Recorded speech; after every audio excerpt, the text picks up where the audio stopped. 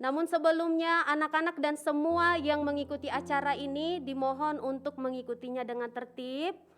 Silahkan menggunakan mikrofonnya dengan seperlunya. Kemudian Bapak Ibu juga boleh memberikan reaction jika diperlukan atau jika diminta. Ya, kita akan memulai ibadahnya. Ibadah pembukaan penerimaan peserta didik baru BPK Penabur Cimahi tahun ajaran 2022-2023. Saat teduh bagi kita.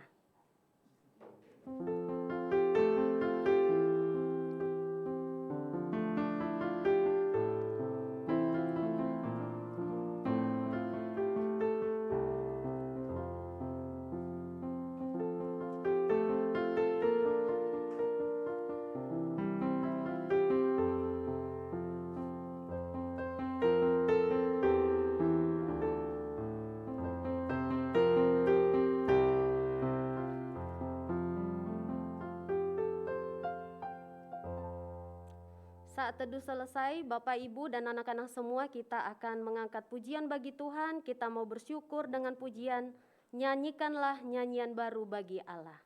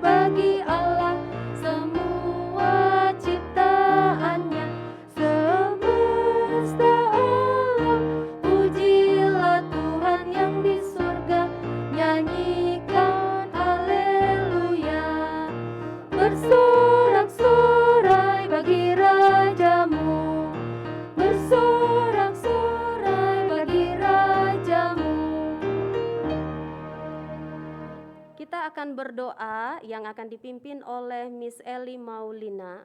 Silahkan Miss Eli.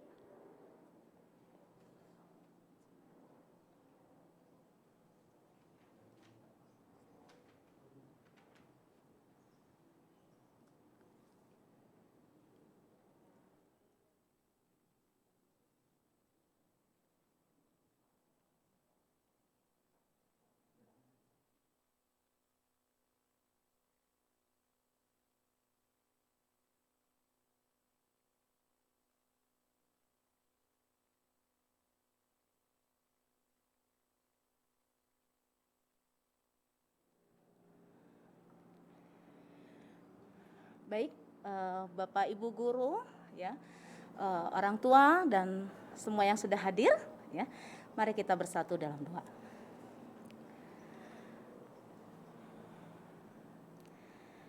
Segala puji dan syukur Tuhan kami naikkan ke hadapan-Mu, karena pada sore hari ini Tuhan,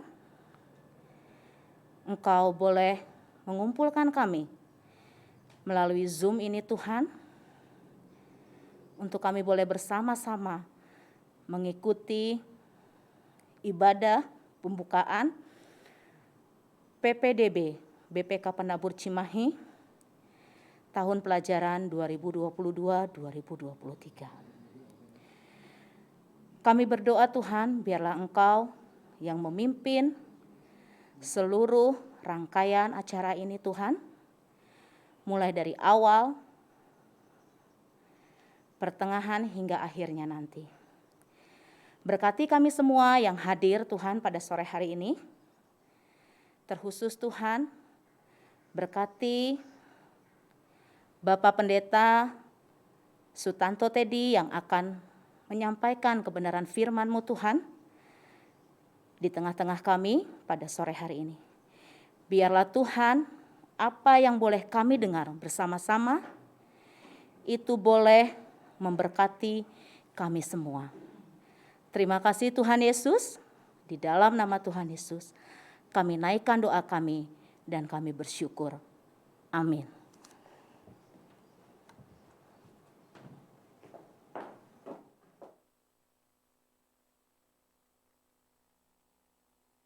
Bapak, Ibu, dan anak-anak semua, kita akan kembali bernyanyi dengan pujian syukur padamu ya Allah.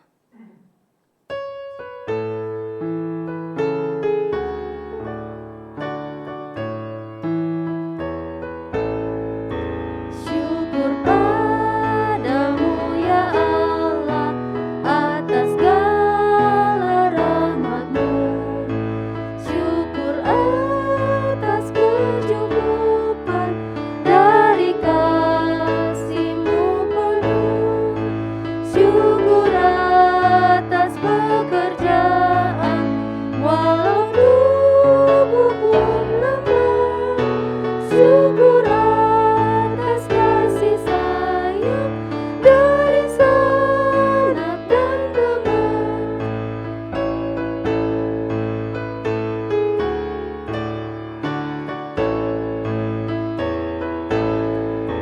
Syukur atas keluarga penuh kasih yang mesra.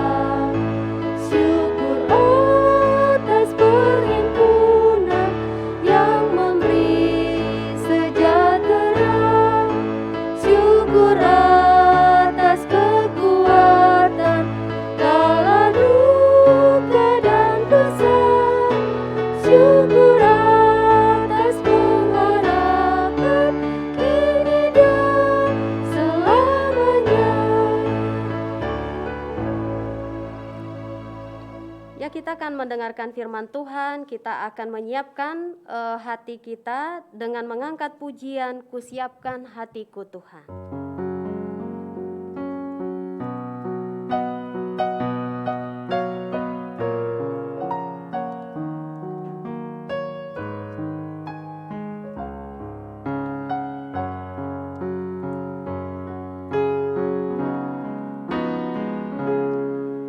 Kusiapkan hatiku Tuhan menyambut firman-Mu saat ini.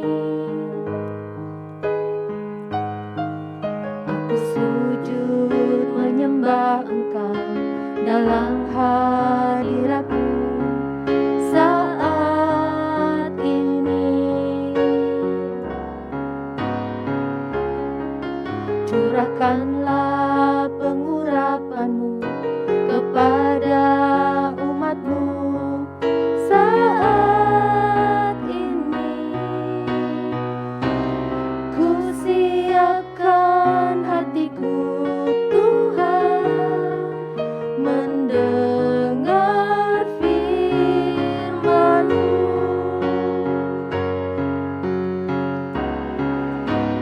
Firman-Mu Tuhan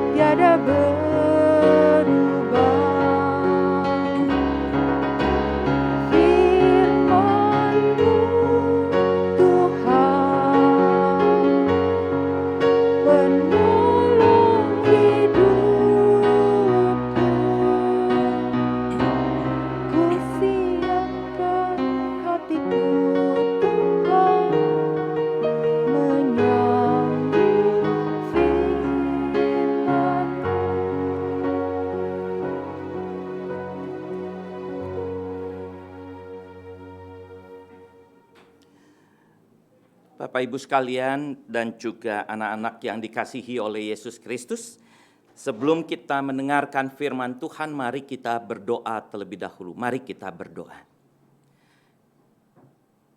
Kami datang kepadamu, ya Tuhan, di dalam kerendahan hati kami, untuk mohon pimpinan Tuhan di dalam kami mendengarkan firman-Mu. Supaya firman Tuhan pada saat ini boleh mengajar kepada kami semua. Terima kasih Tuhan, di dalam Yesus kami berdoa. Amin. Bapak Ibu sekalian, firman Tuhan pada saat ini dari 1 Korintus 16 ayat yang ke-14. 1 Korintus 16 ayat yang ke-14. Bunyinya demikian. Lakukanlah segala pekerjaanmu dalam kasih. Bapak Ibu sekalian dan anak-anak yang dikasihi oleh Yesus Kristus, ada banyak orang yang berprinsip bahwa tingkat keseriusan kita bekerja atau belajar itu berbanding lurus dengan apa yang akan mereka terima. Semakin banyak yang diterima, semakin serius seseorang bekerja atau belajar. Semakin menguntungkan dirinya, maka seseorang akan bekerja atau belajar dengan sangat serius. Tapi semakin tidak menguntungkan dirinya, semakin orang tidak serius untuk bekerja atau belajar. Jadi kalau kita mau katakan semakin menguntungkan diri, seseorang semakin berusaha sekeras-kerasnya. Jadi kata kuncinya adalah menguntungkan diri sendiri. Nah, dengan demikian seorang yang bekerja atau belajar atau apapun atau berusaha itu bisa berdasarkan moodnya saja. Kalau semua orang melakukan segala sesuatu berdasarkan moodnya saja, apa akibatnya? Akibatnya tidak akan menghasilkan karya yang baik, tetapi akan menimbulkan persaingan dan bukan kerjasama yang baik. Nah, kalau kita berbicara soal jemaat Korintus bukan jemaat yang tipikalnya pasif. Bukan orang yang malas, bukan orang yang tidak mau bekerja, bukan. Mereka sangat bergairah untuk bekerja, untuk belajar, dan untuk segala sesuatu. Untuk berusaha, mereka sangat-sangat bergairah. Hanya saja antusiasme mereka tidak dibarengi dengan kasih. Apa yang mereka lakukan tidak disertai dengan kasih, dengan cinta. Sebagai contoh, mereka sangat mengejar karunia roh. Namun yang digandrungi adalah karunia bahasa roh yang hanya membangun diri sendiri. Itu kalau tidak ada yang menerjemahkan. Jadi, Bapak Ibu sekalian dan anak-anak yang dikasihi, kasih cinta itu adalah sesuatu yang penting dalam kehidupan bersama, dalam kehidupan kita sehari-hari. Nah, sayangnya jemaat Korintus justru kekurangan hal itu, kekurangan cinta untuk apa yang mereka lakukan. Dan ini menimbulkan perselisihan, pertikaian antar kelompok di jemaat Korintus. Mereka saling menonjolkan diri satu sama lain. Mereka ingin yang paling hebat. Mereka merasa lebih hebat dari yang lain. Padahal kalau dengan kasih, dengan cinta, mereka pasti mampu melihat perbedaan, perbedaan pendapat atau perbedaan apapun pasti dengan baik. Sehingga tidak akan menimbulkan persaingan atau perselisihan. Dengan kasih, orang-orang akan mendahulukan kepentingan orang lain. Dengan kasih, mereka akan mengupayakan hal-hal yang dapat membangun orang lain. Dengan kasih, kita akan bisa memberikan kebahagiaan, kegembiraan buat orang lain. Jadi, penekanan firman Tuhan atau nasihat ini bukan terletak pada melakukan segala pekerjaan. Titik beratnya diletakkan pada kata dalam kasih. Sama seperti mereka harus berdiri teguh di dalam iman, mereka juga harus melakukan semuanya dalam kasih. Kasih yang dapat membuat semuanya menjadi berarti. Apapun yang kita lakukan meski kecil atau sepertinya tidak berarti di mata orang lain akan bermanfaat kalau dilakukan dengan kasih. Bahkan mengerjakan sesuatu yang menurut orang lain tidak berharga sekalipun akan sangat berharga tinggi di hadapan Tuhan. Kalau kita melakukan segala sesuatu untuk Tuhan dengan kasih dan rasa syukur. Nah, Bapak Ibu sekalian, BPK Penabur ada bukan hanya sekedar mengajar, memberikan pengetahuan kepada anak-anak. Buat kalian juga anak-anak bukan hanya sekedar itu, tetapi BPK Penabur mau memberikan segala sesuatu berdasarkan kasih. Dalam mengajar, dalam melakukan aktivitas apapun dengan kasih. Supaya apa? Supaya anak-anak dapat berkembang, bertumbuh. Di dalam apa? Di dalam melakukan satu hal yang benar di mata Tuhan.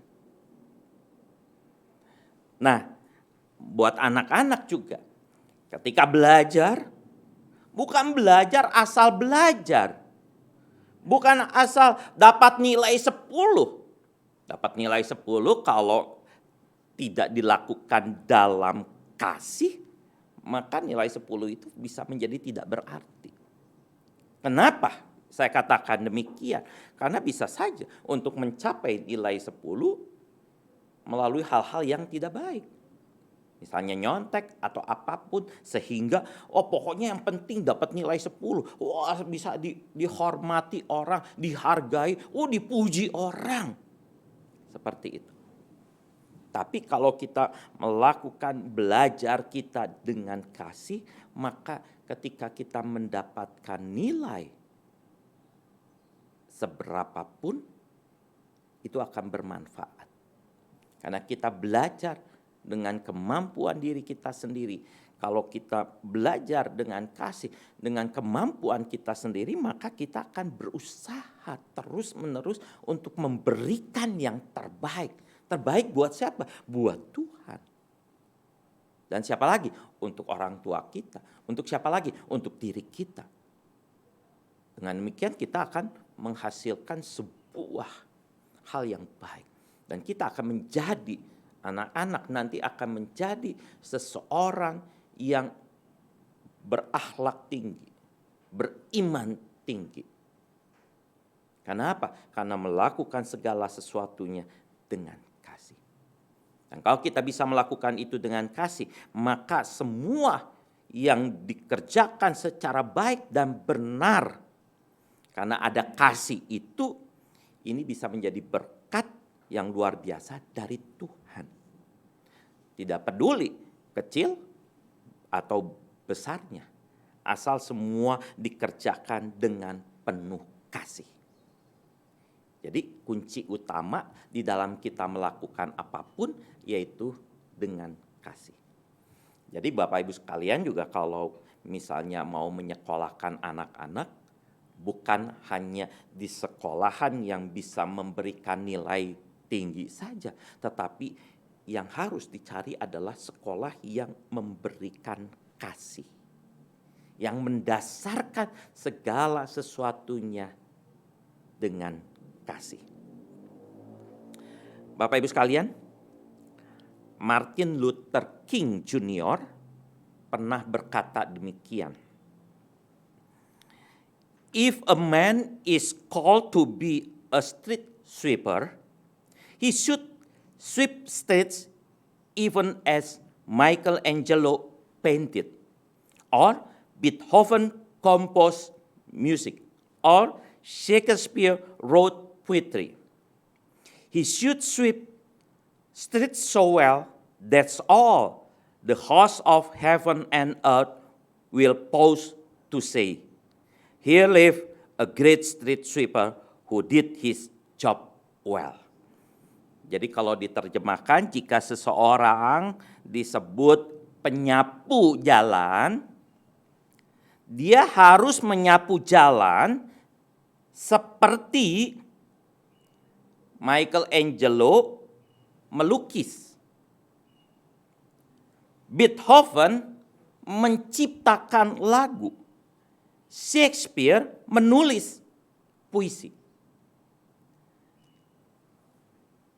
Dia harus menyapu jalan dengan baik, sehingga seluruh penghuni sorga dan dunia akan mengatakan, di sini hidup seorang tukang sapu yang luar biasa, yang melakukan pekerjaannya dengan baik. Nah, itu bisa dilakukan kalau orang melakukannya dalam kasih atau dengan kasih. Pekerjaan yang kecil, yang kadang orang nggak anggap itu penting, nyapu jalanan. Kenapa saya nggak anggap pekerjaan yang penting? Karena orang kan dengan enak buang sampah di mana aja, gitu ya. Kalau buang sampah dengan enak, maka menganggap bahwa tukang sapu jalanan itu nggak penting. Tapi kalau orang itu menyapu jalanan dengan kasih, maka dia akan menjadi tukang sapu yang luar biasa, yang melakukan pekerjaannya dengan baik. Dan itu yang harus ditiru oleh kita semua. Melakukan segala sesuatu dengan kasih. Kita menempatkan segala sesuatu dengan kasih. Jadi Bapak Ibu sekalian yang menyekolahkan anak-anaknya, tempatkan anak-anaknya yang diajar, yang belajar, semuanya berdasarkan kasih. Anak-anak belajar, lakukan dengan kasih, sehingga anak-anak bisa punya pengetahuan yang baik. Bukan pengetahuan yang asal pengetahuan, tapi bisa diterapkan dalam kehidupan anak-anak dengan baik. Oleh karena itu sekali lagi, lakukanlah apapun yang bisa kita lakukan dalam kasih. Maka kita bisa menjadi berkat bagi banyak orang. Tuhan Yesus memberkati kita semua. Amin. Saya masuk dalam doa dan nanti saya akan memberikan berkat. Kita akan berdoa terlebih dahulu. Mari kita berdoa. Ya Tuhan, kami bersyukur melalui firman Tuhan pada saat ini kami diingatkan untuk dapat melakukan segala sesuatu dengan kasih. Sehingga apa yang kami lakukan tidak hanya untuk kepentingan semata-mata, kepentingan kami semata-mata. Tetapi ketika kami melakukan segala sesuatu, maka akan menghasilkan sesuatu yang baik, sesuatu yang indah, sesuatu yang menjadi berkat bagi banyak orang. Tuhan sertai kami semua di dalam kehidupan kami bersama, yang disertai dengan kasih. Terima kasih Tuhan, di dalam nama Yesus kami berdoa. Amin.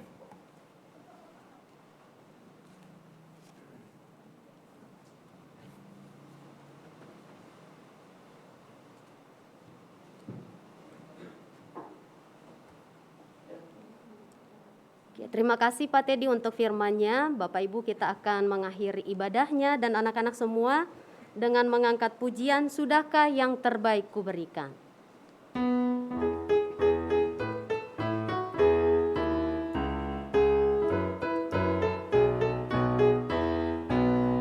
Sudahkah yang terbaik kuberikan kepada Yesus Tuhanku?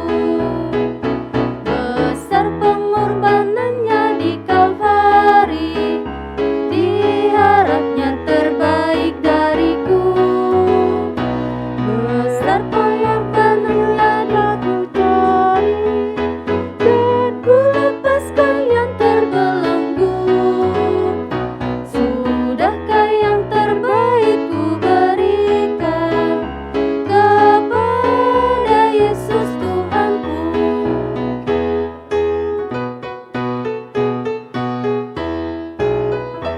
Telah kuperhatikanlah sesama, atau ku biarkan tegar. Ku patut menghantarnya pada Kristus, dan kasih Tuhan harus ku sebar. Berapa yang terhilang telah ku cari, dan ku lepaskan yang terbelenggu.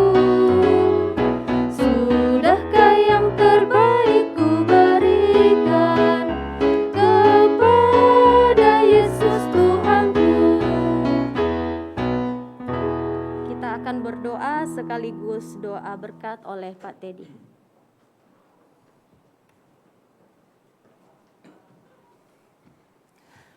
Mari kita berdoa kembali. Tuhan, kami bersyukur, kami berterima kasih boleh menyelesaikan ibadah pada saat ini. Biar Tuhan yang terus menyertai di dalam acara pembukaan PPDB BPK Penabut Cimahi selanjutnya ya Tuhan. Biarlah kasih karunia Tuhan yang menyertai kehidupan kami. Biarlah Tuhan yang memberkati kami dengan kasih karunia dari Tuhan Yesus Kristus. Kasih Allah Bapa dan persekutuan dengan Roh Kudus menyertai saudara sekalian dari sekarang sampai selama-lamanya. Amin.